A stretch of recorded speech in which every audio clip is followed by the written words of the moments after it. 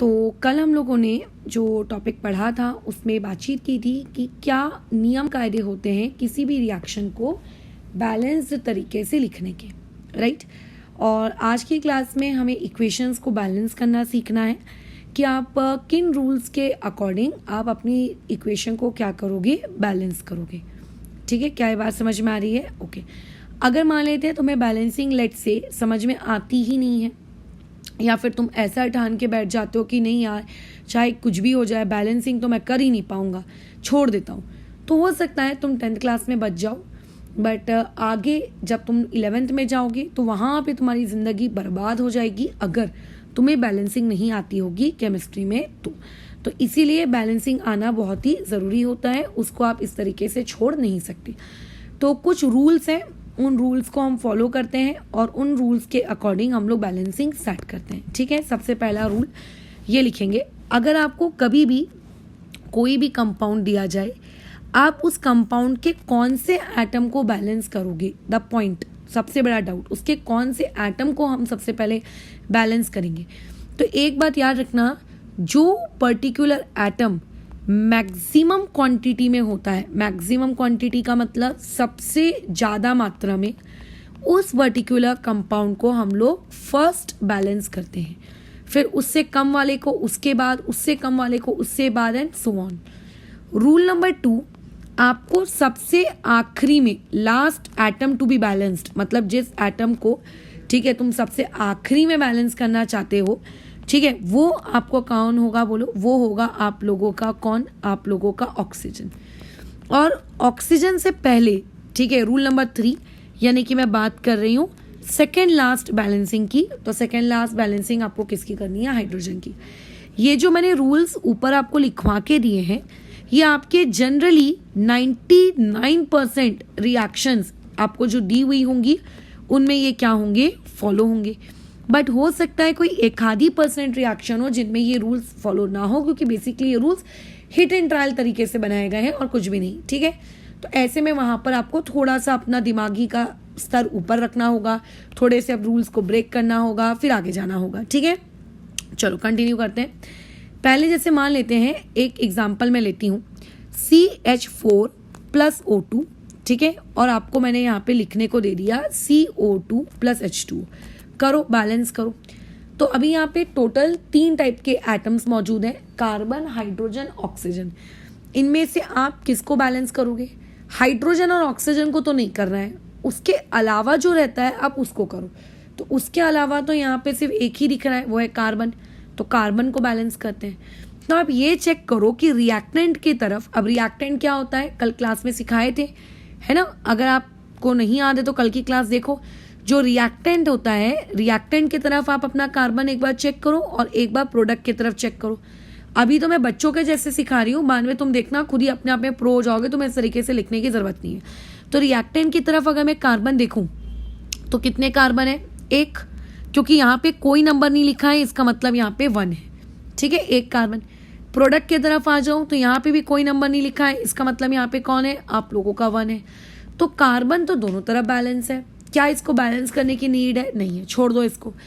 अब आते हैं हम लोग नेक्स्ट एलिमेंट्स पे, एक है हमारा ऑक्सीजन और एक है हम लोगों का हाइड्रोजन। किसको बैलेंस करें? मैंने क्या बताया था, सबसे पहले आप किसको बैलेंस करिएगा, सबसे लास्ट में बैलेंस करते हैं ऑक्सीजन को और सेकेंड लास्ट में बैलेंस करते हैं हाइड्रोजन को। तो अभी किसको करेंगे? हाइड्रोजन को।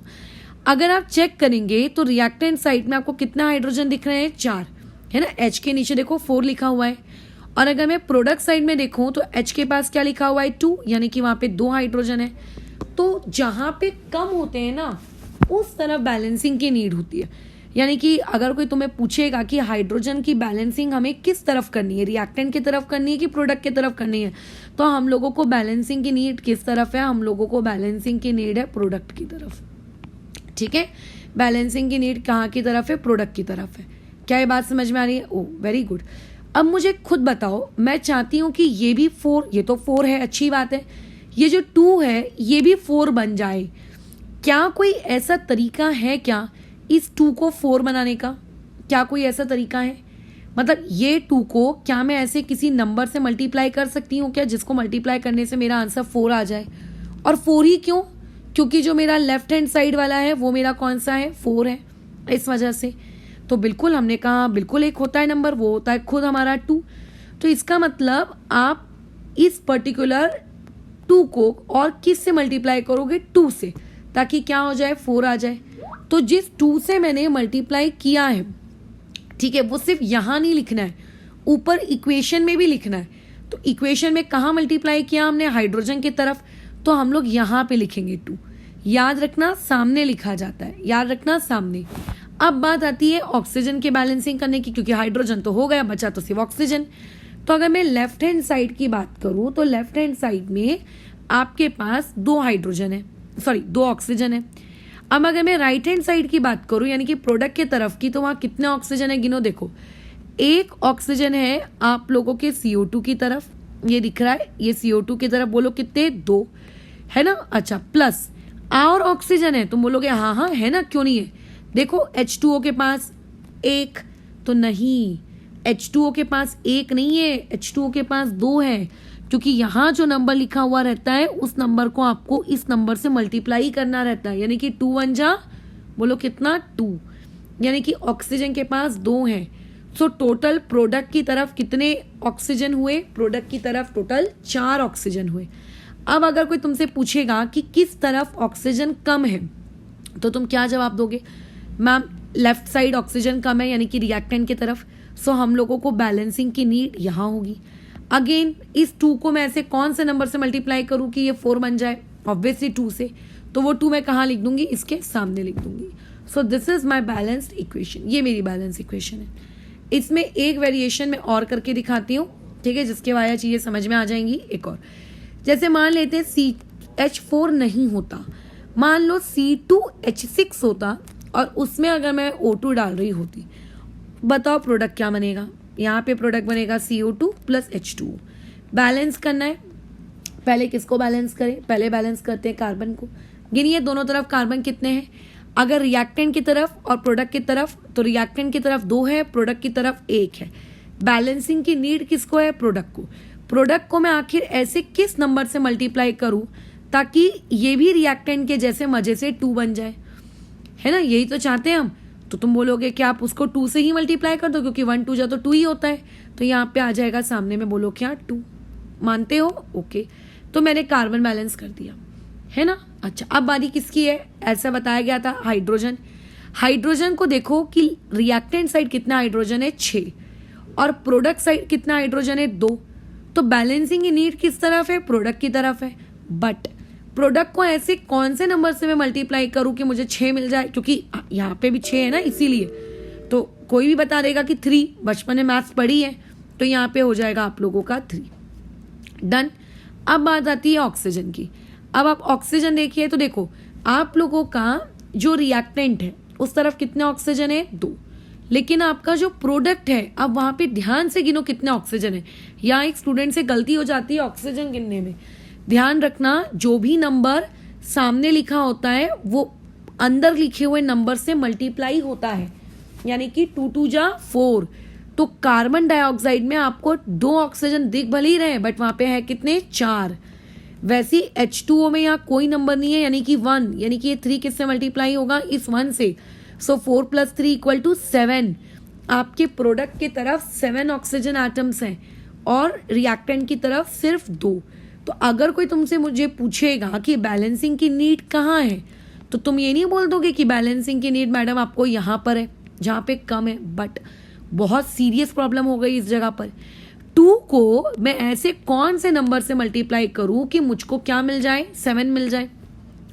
तो अगर मैं 2 का टेबल पढ़ूंगी तो 2 1 2, 2 2 4, 2 3 6, 2 4 8। ऐसा कोई भी नंबर नहीं होता है ना, ऐसा कोई भी नेचुरल नंबर नहीं होता जिसको मुझे मल्टीप्लाई करने से 7 मिल रहा हो। फिर अब क्या करें, तो ये तो एक ऑड नंबर है और 2 के टेबल में तो सारे इवन नंबर्स आते हैं, फिर अब क्या करें, तो दिक्कत। तो जब भी ऐसी किसी समस्याओं में पड़ जाओ ना, एकदम चिल रहना।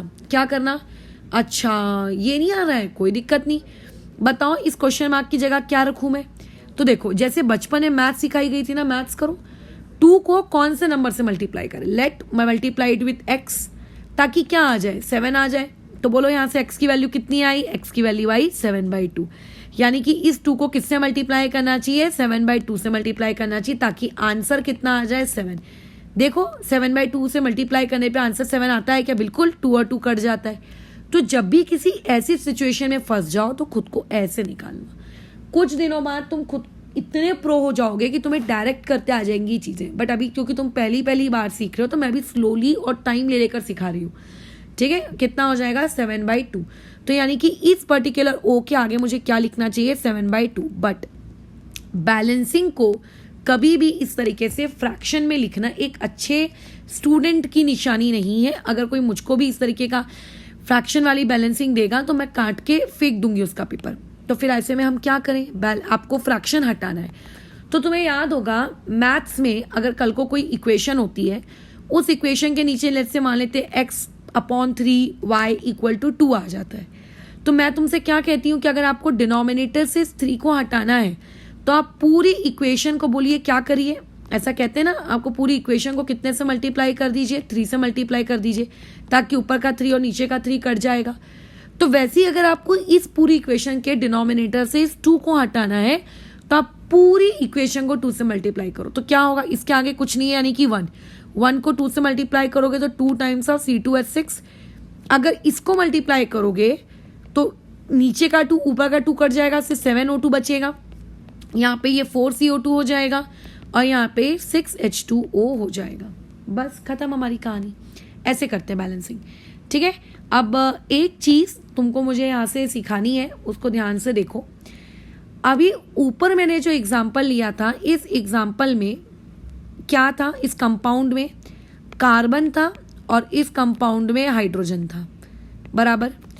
अगर मैंने यहाँ पे ये कंपाउंड लिया, इस कंपाउंड में भी बोलो क्या है, कार्बन है प्लस हाइड्रोजन है, और मैं कह रही हूँ इनको ऑक्सीजन के साथ रिएक्ट करवाओ। तो बेसिकली अगर किसी भी कंपाउंड में कार्बन होता है और साथ में हाइड्रोजन होता है तो उस पर्टिकुलर कंपाउंड को हम लोग कहते हैं हाइड्रोकार्बन्स। ठीक है, क्या कहते हैं, हाइड्रोकार्बन्स।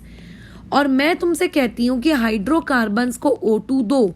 तो O2 तुमने बचपन में ये चीज़ सीखी होगी, O2 कंबशन के लिए ज़रूरी होता है। तो बेसिकली यहाँ पे जो O2 यूज़ की जा रही है, ये O2 किस पर्पज़ के लिए यूज़ की जा रही है, फॉर कंबशन। किसके लिए, फॉर कंबशन।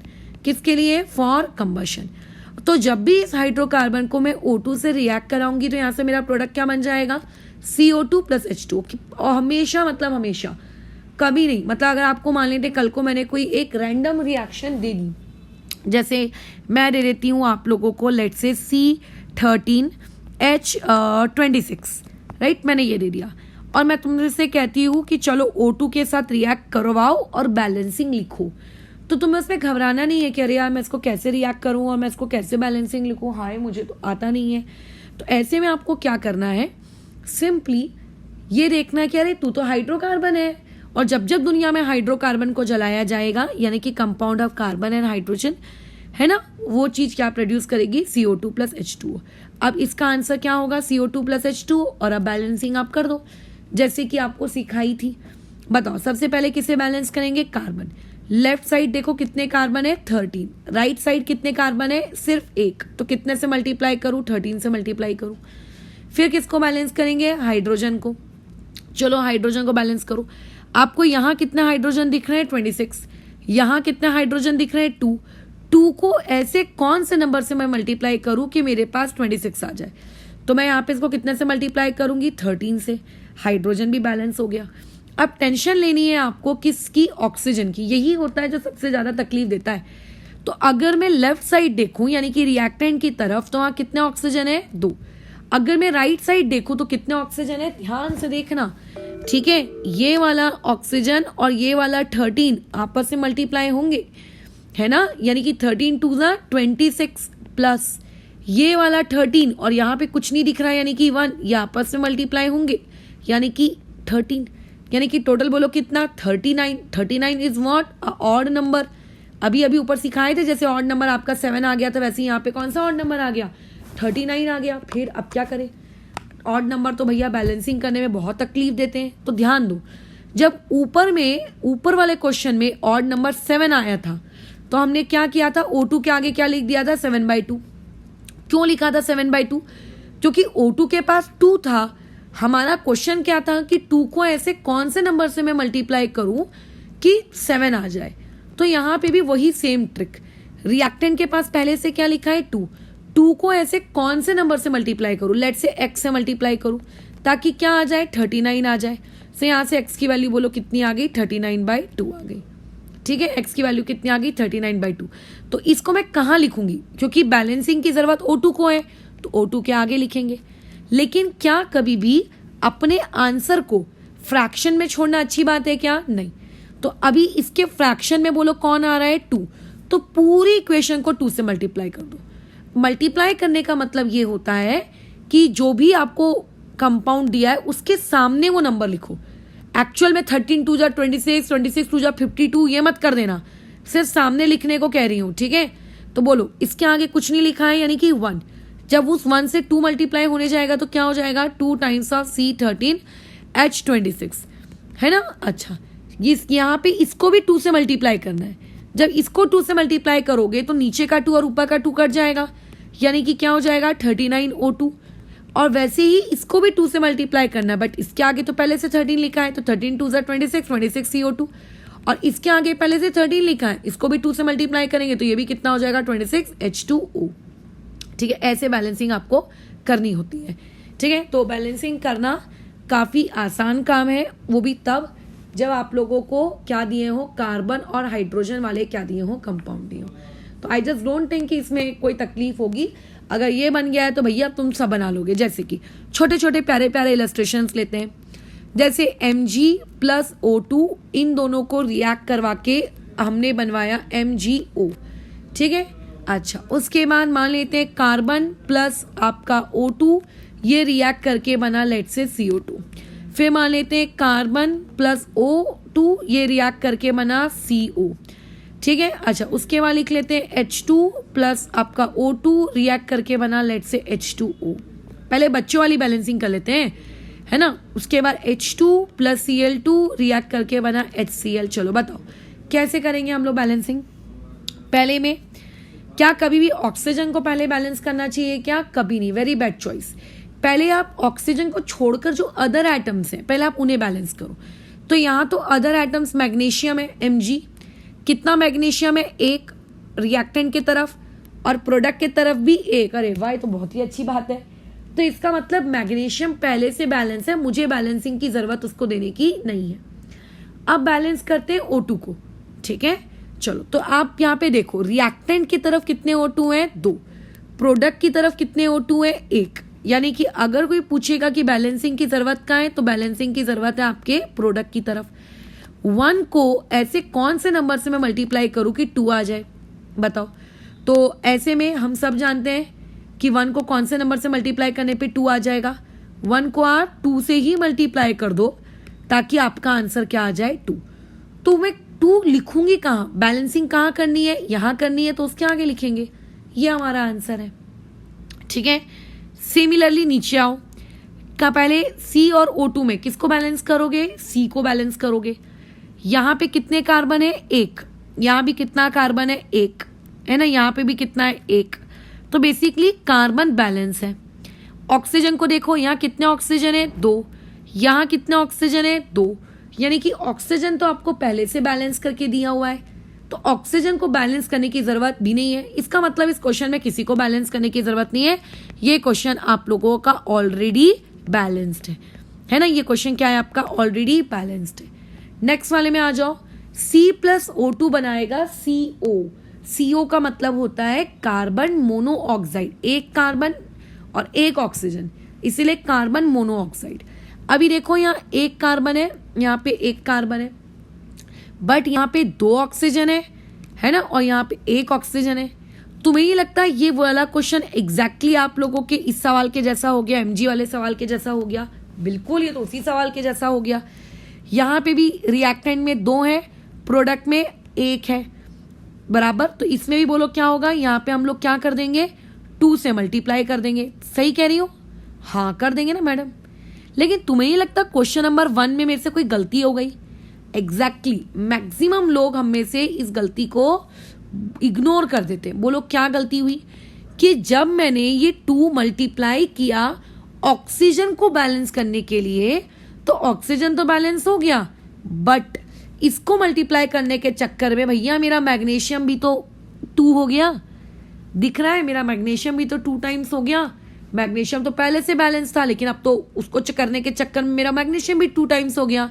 तो अब मुझे वापस से मेरे मैग्नीशियम को बैलेंस करना पड़ेगा, वापस से, क्योंकि ऑक्सीजन को बैलेंस करने के चक्कर में मैग्नीशियम की बैलेंसिंग डिस्टर्ब हो गई है। तो जब भी किसी नंबर से आप किसी इक्वेशन को मल्टीप्लाई करो या कंपाउंड को, तो चेक कर लेना कि आपके बैलेंसिंग करने की वजह से कहीं बैलेंसिंग डिस्टर्ब तो नहीं हो गई है। तो यहाँ कितने मैग्नीशियम हो गए 2, और यहाँ कितने मैग्नीशियम है 1, तो यहाँ पे भी क्या करना पड़ेगा 2। सिमिलरली जब मैं यहाँ ऑक्सीजन को बैलेंस कर रही हूँ तो मेरा कार्बन डिस्टर्ब हो गया है, तो ऐसे में मुझे यहाँ क्या लिखना पड़ेगा 2 टाइम्स ऑफ कार्बन। ठीक है, चलो नेक्स्ट वाले में आ जाते हैं।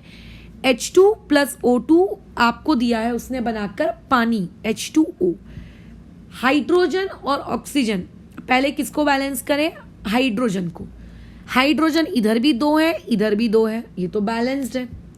ऑक्सीजन को देखें, ये इधर पे 2 है और यहाँ पे कुछ नहीं है, मतलब 1 है, यानी कि ये बैलेंस नहीं है। तो मैं ऐसे किस तरह बैलेंसिंग की नीड है? ऑब्वियस है कि इस तरह बैलेंसिंग की नीड है।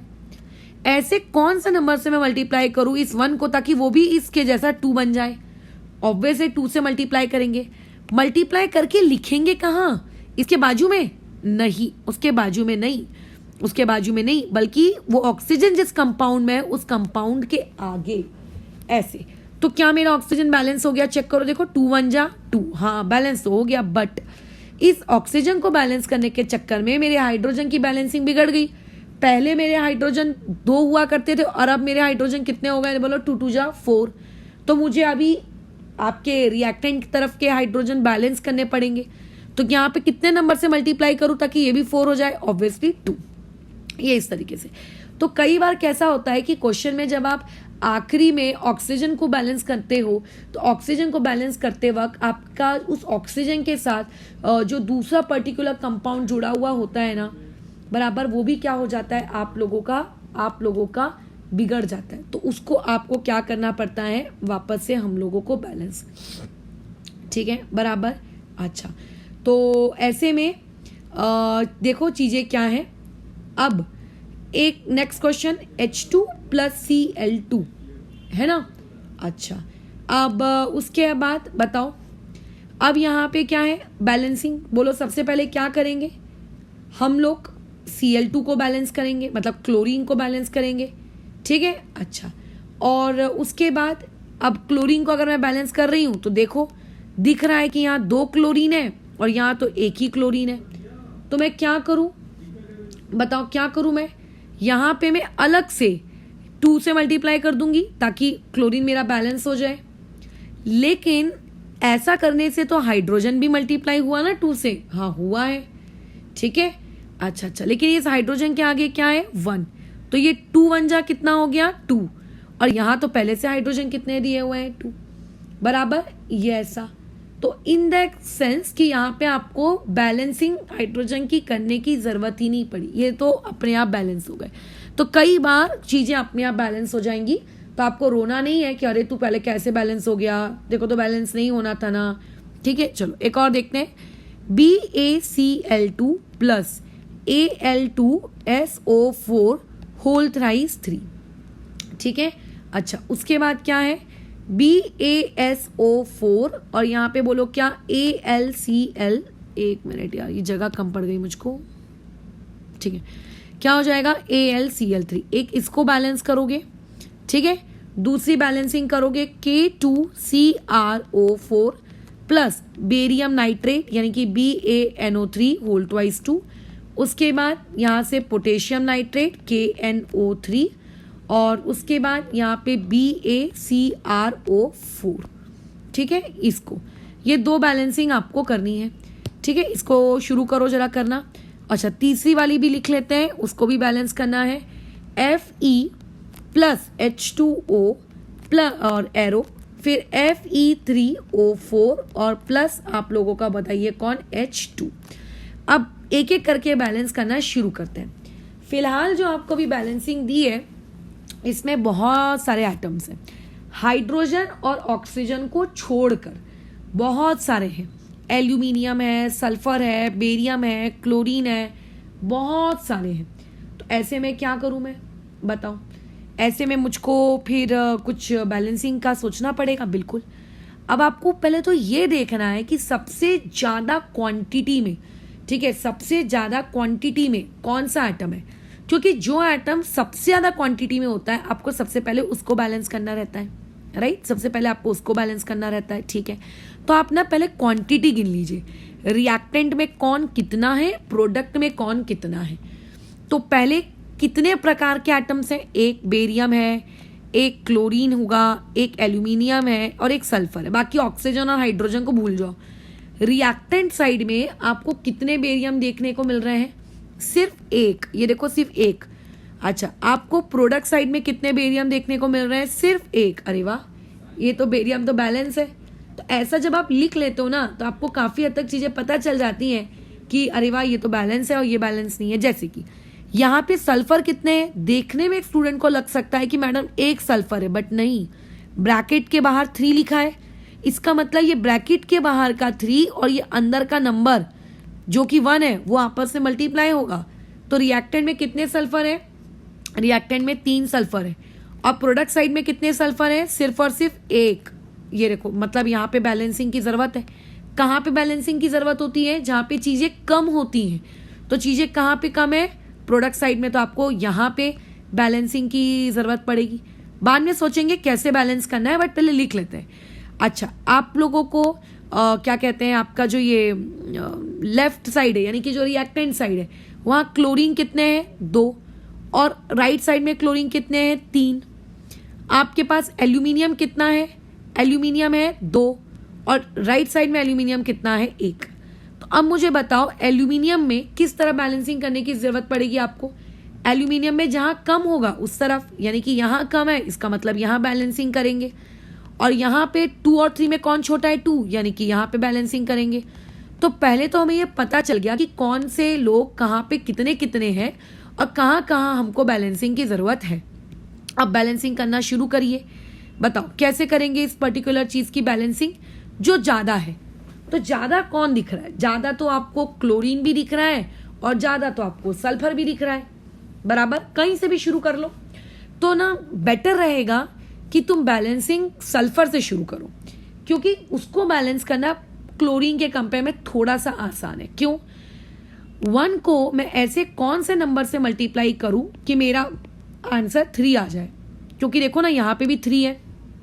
हाँ मैडम, बोलो कौन सा नंबर से मल्टीप्लाई करें? 3 से करो। 3 से 1 3 जा 3। अच्छा, ये 3 लिखूंगी कहाँ? बट मैं ये तो बता दिया तुमने कि 3 से मल्टीप्लाई करो, बट 3 लिखूं कहाँ ये भी तो बताओ। तो बैलेंसिंग की ज़रूरत किसको है? आप लोगों के प्रोडक्ट को। प्रोडक्ट में जहाँ भी सल्फर दिख रहा है उसके सामने 3 लिख दो।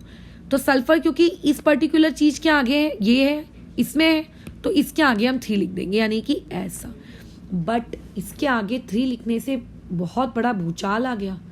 क्या भूचाल आ गया? हे भगवान, मेरा बेरियम जो पहले 1 हुआ करता था, अब मेरा बेरियम भी बोलो कितने हो गए? 3 हो गए। समझ लो, पहले मेरा बेरियम कितना हुआ करता था प्रोडक्ट साइड में? 1।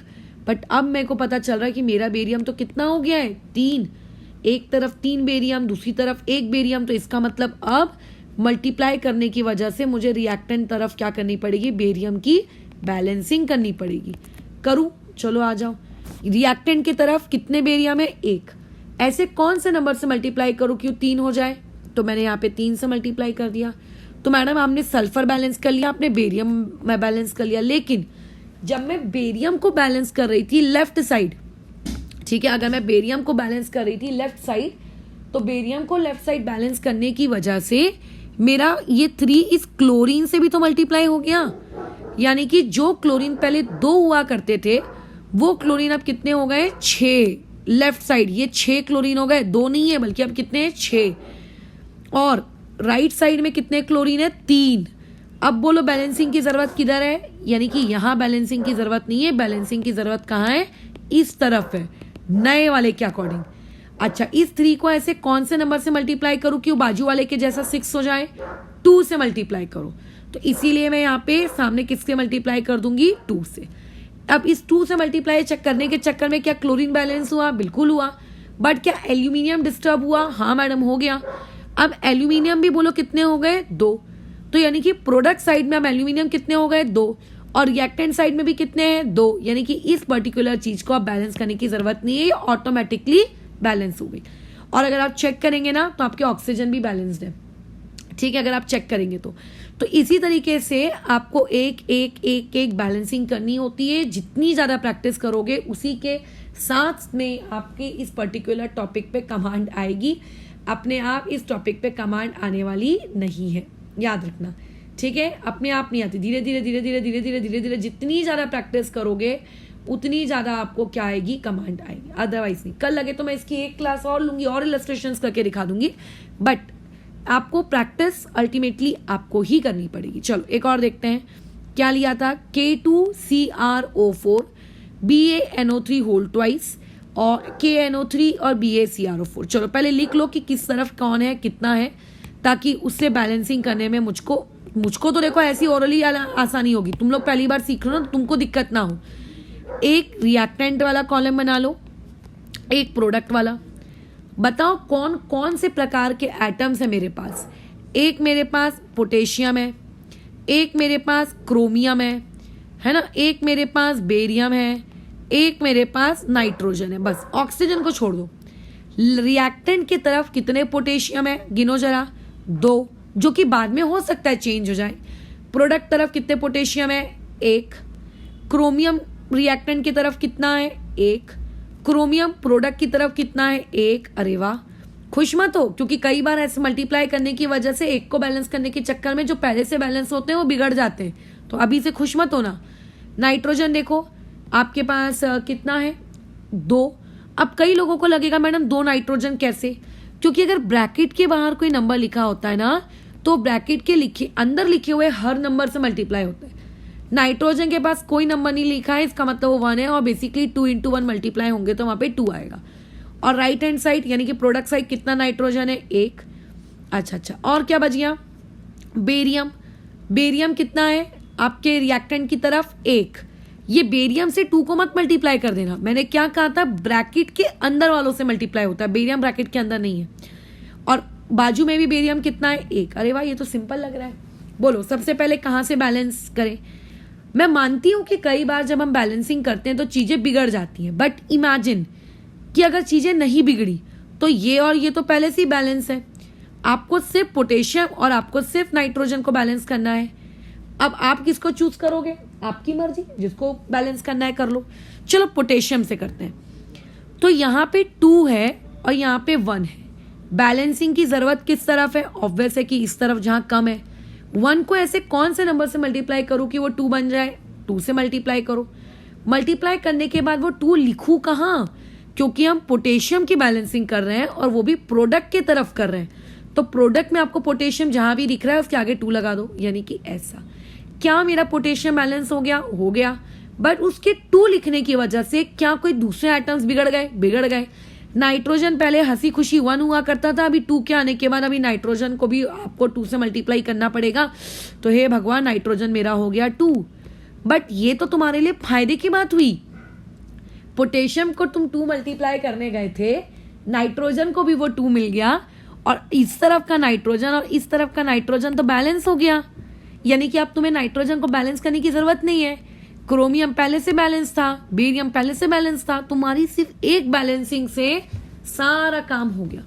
तो कई बार जब आप किसी पर्टिकुलर एटम को बैलेंस करने जाते हो तो बैलेंसिंग बिगड़ जाती है ना, और आपको फिर सारे चेंजेस क्रिएट करने पड़ते हैं। कई बार जब आप करने जाते हो मल्टीप्लाई, तो आपके मल्टीप्लाई करने के बाद जो नया बैलेंसिंग आती है बहुत अच्छी वाली होती है, सब कुछ ठीक हो जाता है। तो दोनों टाइप की सिचुएशन देखो हो सकती हैं, राइट। ऐसा नहीं है कि कोई एक ही टाइप की सिचुएशन रहेगी और उसको हम लोग रट्टा मार लें और वैसा ही हम लोग हमेशा फॉलो करें, ऐसा नहीं होता। नेक्स्ट वाले में आते हैं। इसमें 3 टाइप के एटम्स हैं। Fe hydrogen oxygen. Hydrogen oxygen को लात मारो, बचा Fe। आपके रिएक्टेंट की तरफ और प्रोडक्ट की तरफ कितने कितने Fe है बताओ। रिएक्टेंट की तरफ यहाँ कुछ नहीं दिख रहा है यानी कि 1, यहाँ पे भी कुछ नहीं दिख रहा है यानी कि 1, तो बेसिकली आपके पास एक Fe है। और यहाँ पे कुछ नहीं है, यानी कि 1, और यहाँ पे कितना है 3, तो 1 3 जा 3, प्रोडक्ट की तरफ 3 है। बैलेंसिंग की जरूरत किसकी तरफ है? बैलेंसिंग की जरूरत वहां होती है जहां पर कमी होती है। तो कमी किस तरफ है? यहां पर। 1 को ऐसे कौन से नंबर से मल्टीप्लाई करो कि वो भी बाजू वाले के जैसा 3 हो जाए? तो 3 से मल्टीप्लाई करो। 3 लिखेंगे कहाँ? यहां लिखेंगे 3 कि 3 यहां लिखेंगे? उस सामने लिखा जाएगा, यानी कि 3 लिखना है आपको बेसिकली यहां। ठीक है, 3 लिखना है आपको यहां। तो मेरा Fe तो बैलेंस हो गया। अब बताओ किसे बैलेंस करना है? हाइड्रोजन बच गया और ऑक्सीजन बच गया। चलो हाइड्रोजन को बैलेंस करते हैं। आप देखिए कि रिएक्टेंट तरफ हाइड्रोजन के कितने एटम्स हैं। आपने देखा, आपको 2 मिले। आप देखिए प्रोडक्ट तरफ हाइड्रोजन के कितने एटम्स हैं। यहाँ पे आपने देखा, यहाँ पे भी आपको 2 मिले। आप खुश कि अरे वाह, हाइड्रोजन को बैलेंस करने की जरूरत नहीं है। फिर आए आप ऑक्सीजन की तरफ। आपने देखा यहाँ कितने ऑक्सीजन, आप बोल रहे हो 1, मैं बोल रही हूँ ओके 1, आप बोल रहे हो मैडम यहाँ 4, मैं बोल रही हूँ हे राम। इसका मतलब मेरा यहाँ पे ऑक्सीजन गंदा है, उसने गंदा गेम खेल लिया। ऑक्सीजन की बैलेंसिंग करनी पड़ेगी। कहाँ करनी पड़ेगी? यहाँ करनी पड़ेगी। बोलो इस 1 को मैं किस नंबर से मल्टीप्लाई करूँ कि 4 बन जाए? तो ऑब्वियस है 1 × 4 4 होता है, तो 4 से ही मल्टीप्लाई करोगे। अब वो 1 को 4 से जब तुम मल्टीप्लाई करोगे तो 4 लिखोगे कहाँ? बैलेंसिंग कहाँ कर रहे हैं? रिएक्टेंट। रिएक्टेंट में कहाँ? जहाँ ऑक्सीजन है। तो ऑक्सीजन यहाँ है, तो यहाँ लिखेंगे 4। ठीक है, यहाँ लिखेंगे 4। अच्छा, बट यहाँ 4 लिखने से एक बहुत बड़ा अनर्थ हो गया। ये 4 तो इस हाइड्रोजन से भी मल्टीप्लाई होगा, और अगर ये वाला 4 इस हाइड्रोजन से भी मल्टीप्लाई होगा तो ऐसे केस में तो 4 2 जा बोलो कितना हो जाएगा? 8। यानी कि अब आपके पास रिएक्टेंट के पास 2 हाइड्रोजन नहीं है, बल्कि कितना हाइड्रोजन है? 8। तो अब अगर मैं देखूं तो इस चीज को फिर से बैलेंस करना पड़ेगा, और बैलेंसिंग की जरूरत होगी इस बार आपके प्रोडक्ट की तरफ। ठीक है, यानी कि जो चीज पहले से बैलेंस है, कई बार मल्टीप्लिकेशन करने के चक्कर में वो उसकी बैलेंसिंग बोलो क्या हो जाती है? बिगड़ जाती है। और अगर उसकी बैलेंसिंग बिगड़ गई तो आपको उसकी बैलेंसिंग ठीक करके देनी होगी। ठीक है, आपको बैलेंसिंग ठीक करके देनी होगी। 2 को ऐसे कौन से नंबर से मल्टीप्लाई करूं कि 8 आ जाए? ऑब्वियस है 4 से, है ना? 2 4 जा 8। बट ये 4 लिखेंगे कहाँ? बैलेंसिंग कहाँ कर रहे हो? रिएक्टेंट की प्रोडक्ट में। प्रोडक्ट में कहाँ? जहाँ हाइड्रोजन है। तो यहाँ लिखेंगे हम लोग 4, यहाँ पे आ जाएगा 4। ये इस तरीके से। तो ये मेरा आंसर है 3 times of Fe plus 4 times of H2O। और फिर देखो 1 कहीं भी लिखने की जरूरत नहीं होती। तो अगर कहीं भी आपको ऐसा लग रहा है कि 1 1 1 1 हमने लिखा है, तो प्लीज उसको आप हटा दो। गधे के जैसे बार बार हमको 1 लिखने की नीड नहीं है। ठीक है ना? अच्छा, जैसे एक और क्वेश्चन, Na प्लस H2O आप लोगों को बना के देता है NaOH प्लस H2। करिए इसकी बैलेंसिंग करिए। तो सबसे पहले किसको बैलेंस करेंगे? Na को करेंगे। यहाँ पे कितने Na? 1। यहाँ पे कितने Na? 1। अरे वाह, ये तो बैलेंस है। यहाँ कितने हाइड्रोजन? 2। यहाँ कितने हाइड्रोजन? 2 और 1 3। ये बहुत इंपॉर्टेंट है अभी तक के ऊपर लिए हुए सवालों में से। इसीलिए नहीं कि इसकी बैलेंसिंग रट्टा मारनी है, इसीलिए क्योंकि इसमें एक अच्छा सा लॉजिक लगेगा। सुनो, अच्छा, अगर हाइड्रोजन को देखूं तो यहाँ कितना हाइड्रोजन? 2, मतलब रिएक्टेंट के पास, और प्रोडक्ट के पास कितना हाइड्रोजन? 3। मतलब बैलेंसिंग हाइड्रोजन की करनी है। कहाँ करनी है? आप लोगों के इस तरफ करनी है। हाइड्रोजन कम है ना, करके क्या करें हम लोग? हाइड्रोजन कम है, हमें यहाँ पे बैलेंसिंग करनी पड़ेगी। बैलेंसिंग कैसे करें? ये एक इवन नंबर, ये आप लोगों का एक ऑड नंबर, बताओ। फिर ये तो गड़बड़ी हो गई। अब मैं क्या करूं? तो तुमको सिखाए हैं कि नहीं सिखाए? सिखाए तो हैं, लेकिन ना एक बात सुनो मेरी ध्यान से। माना कि रिएक्टेंट की तरफ कम है, माना कि रिएक्टेंट को बैलेंसिंग की नीड है, लेकिन अगर तुमने इस H2O को किसी भी नंबर से मल्टीप्लाई किया बैलेंसिंग करने के लिए, अभी ये मत सोचो कि कौन से नंबर से मल्टीप्लाई करेंगे, किसी भी नंबर से अगर तुमने मल्टीप्लाई किया, तुम्हें नहीं लगता कि अगर मैं यहाँ पे लेट्स से 5 से मल्टीप्लाई करूंगी, मान लो हाइड्रोजन बैलेंस हो भी गया, बट ये 5 इस ऑक्सीजन को बिगाड़ देगा।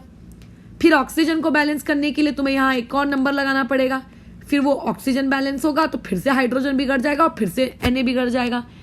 यानी कि बेसिकली आप लोगों की गड़बड़ शुरू हो जाएगी। क्या करें, अब ऐसे में दिमाग लगाएं। देखो कैसा है, आपको इस बार बैलेंसिंग कहाँ करनी है, इस तरफ बैलेंसिंग करेंगे हम लोग। मैडम लेकिन उस तरफ तो ज़्यादा है ना, आप उसको कम कर दो। जो ज़्यादा है ना आप उसको कम कर दो। देखो जिस तरीके से कम वाली क्वांटिटी को ज़्यादा किया जा सकता है, ज़्यादा वाली क्वांटिटी को भी तो कम किया जा सकता है ना। ज़्यादा करने के लिए हम मल्टीप्लाई करते हैं, कम करने के लिए तुम डिवाइड कर दो।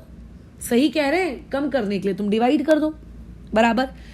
अब मल्टीप्लाई क्यों नहीं कर रहे हो, लेकिन आप क्यों फालतू डिवाइड खेल रहे हो? इसीलिए नहीं कर रही हूँ, रीजन क्योंकि अगर मैं इसको किसी भी नंबर से मल्टीप्लाई करूंगी तो ऑक्सीजन बिगड़ जाएगा। ऑक्सीजन को बैलेंस करने के लिए यहां मल्टीप्लाई करूंगी तो Na बिगड़ेगा, Na के साथ फिर से हाइड्रोजन बिगड़ जाएगा, फिर से बैलेंस, मतलब ये चलता ही जाएगा, आप कभी बैलेंसिंग कर नहीं पाओगे। इसीलिए हम लोग उसको छोड़ दिए। अगर किसी भी एक पर्टिकुलर चीज को मल्टीप्लाई करने से बाकी लोग बिगड़ रहे हैं और ऐसे बिगड़ रहे हैं कि मल्टीप्लाई करने से फिर सुधर भी नहीं रहे, तो बेटर है कि जो चीज कम है आप उसको कर लो। इस हाइड्रोजन को मैं कितने से मल्टीप्लाई कर देती हूँ, 1/2 से। हमारे पास कितने हाइड्रोजन है, 2। हमने इसको कितने से डिवाइड कर दिया, 2 से। 2/2 बोलो कितना होता है, 1। यहाँ कितना है, 1। तो टोटल हाइड्रोजन प्रोडक्ट की तरफ बोलो कितने हो गए, 2 हो गए। और यहाँ पे कितने हाइड्रोजन थे, 2 थे, खत्म। आपको एक्चुअल में डिवाइड नहीं करना है कि ऐसी 2 और 2 काट के सिर्फ गधे जैसे H लिख दिया। सिर्फ इमेजिनरी, सिर्फ सपनों की दुनिया में आपने उसको क्या कर दिया, 1/2। अब लेकिन ना फ्रैक्शन में नंबर अच्छा नहीं लगता, तो क्या करो, पूरी इक्वेशन को 2 से मल्टीप्लाई। तो क्या हो जाएगा, 2 times of Na plus 2 times of H2O, फिर यहाँ पे आ जाएगा 2 टाइम्स ऑफ NaOH और प्लस आप लोगों का H2, ये इस तरीके से। तो ये हम लोगों की बैलेंसिंग थी। फिलहाल इस क्लास को हम लोग यहाँ पे रोकते हैं। हमने यहाँ पे कुछ इलस्ट्रेशंस लिए जिसके वाया हमने बैलेंसिंग सीखने की कोशिश की। कल की क्लास भी चलो हम लोग बैलेंसिंग के लिए ही समर्पित कर देंगे। कल के दिन भी मैं मान लेते तुमको बैलेंसिंग ही सिखा दूंगी, ताकि तुम में से कुछ लोग, जिन लोगों को बैलेंसिंग ठीक से नहीं जमी, उन लोगों को ज़्यादा इलस्ट्रेशंस की नीड है बैलेंसिंग को सीखने के लिए, तो वो लोग अपना कैसा है उस बैलेंसिंग्स को और बेहतरीन तरीके से कुछ और एग्जाम्पल्स को देखते हुए सीख सकते हैं। बट इट डजेंट मीन्स कि अगर आप बैलेंसिंग के 10 करोड़ एग्जाम्पल्स देखोगे तो आपको बैलेंसिंग आ जाएगी। समझने वाले को 2 या 3 इलस्ट्रेशन से भी आ जाती है, नहीं समझने वाले को 2000 इलस्ट्रेशन से भी नहीं आएगी। ठीक है, तो डिपेंड करता है कि आप रूल्स को कितना अच्छे से ध्यान में रखते हो, अपना भेजा किस तरीके से चलाते हो, तभी आप आगे बैलेंसिंग कर पाओगे। ठीक है, तो कल फिर भी मैं थोड़े और इलस्ट्रेशंस ले लूंगी, ताकि कोई ऐसा दिल में हमारे क्या नहीं रहना चाहिए, डाउट नहीं रहना चाहिए कि अरे यार थोड़े और इलस्ट्रेशंस कर लेते तो शायद सीख जाते, है ना। थोड़े और ले लेंगे, कोई दिक्कत नहीं, ताकि तुम अपने आप में ये फील कर पाओ कि हाँ मुझे सीखना है, ना कि ये कि अरे इसने मुझे सिखाया नहीं। ठीक है, तो इस चीज की प्रैक्टिस करना। उठा के नोट्स हूबहू कॉपी में छाप मत लेना, ये पूरे एक एक बैलेंसिंग तुम्हारी कॉपी में होनी चाहिए, बट अपने हाथों से। ठीक है, बट अपने हाथों से। आज की क्लास से हमें एक शिक्षा मिलती है, पहली, कि जब भी आप किसी हाइड्रोकार्बन को जलाएं, यानी कि compound containing carbon and hydrogen, जलाना मतलब O2 देना होता है, ये पहली बात हमको पता चलती है। और जब भी आप एक हाइड्रोकार्बन को जलाएंगे, क्वेश्चन वाला बोले या ना बोले, कंबशन में हमेशा हाइड्रोकार्बन के CO2 और H2O ही बनेगा। ठीक है, पॉइंट नंबर 3 जो हमें आज सीखने को मिलता है कि कभी कोई ऑड नंबर या इवन नंबर वाला केस आ जाए तो फ्रैक्शन में काम कर लेना चाहिए, और जब फ्रैक्शन में आंसर आए तो क्या बैलेंसिंग को वैसे ही छोड़ देना चाहिए, क्या नहीं, उस फ्रैक्शन को हटाने के लिए उस फ्रैक्शन वाले नंबर से पूरी इक्वेशन को मल्टीप्लाई। ठीक है, तो फिर यहाँ पे हम लोग अभी चीजों को रोकते हैं, कल और इलस्ट्रेशंस के साथ बैलेंसिंग को आगे कंटिन्यू